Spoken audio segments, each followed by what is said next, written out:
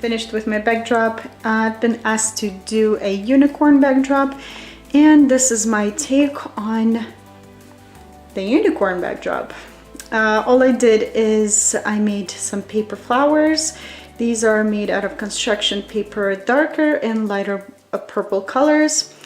I made these flowers a while ago. I will link a video down below for you to see how I made those flowers.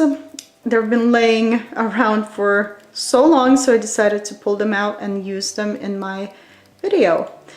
Also, you can play with lighting. Choose lighting options are endless, so play around and see what you like best. And yes, this is it.